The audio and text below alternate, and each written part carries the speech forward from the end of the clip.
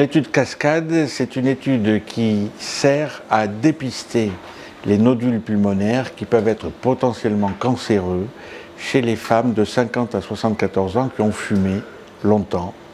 Et cette étude est en relation avec l'AP-HP qui a initié ce programme et nous débutons l'étude depuis début mars. L'étude consiste à réaliser un scanner en basse dose avec un rayonnement très faible.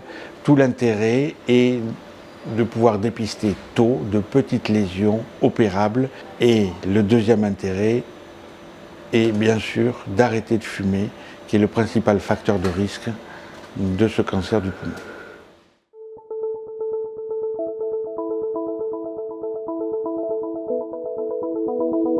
La Polyclinique Bordeaux-Nord a pu participer parce que nous avons une infrastructure qui permet d'absorber et de pouvoir offrir aux patientes des possibilités de scanner de très bonne qualité. Le deuxième point est le fait que la polyclinique est très sensibilisée au dépistage, que ce soit le cancer du sein, les cancers gynécologiques et le cancer du poumon.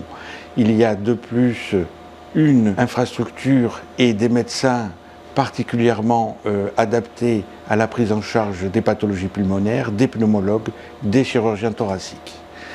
Et cette étude est une étude qui débute, mais qui va permettre de développer le dépistage au cours du temps, en particulier l'année prochaine.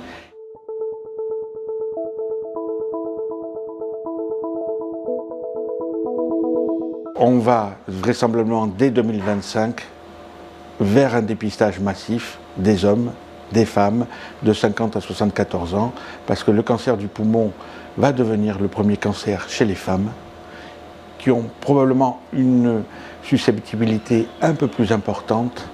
Et c'est pour ça que c'est important d'avoir débuté par cette étude chez les femmes.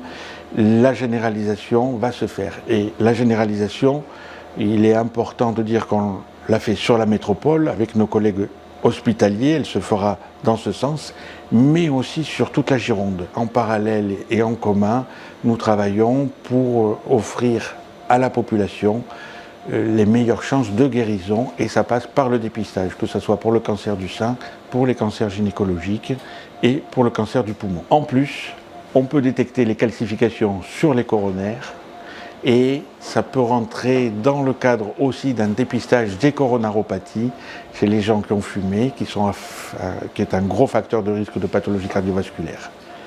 C'est une des autres phases de cette étude.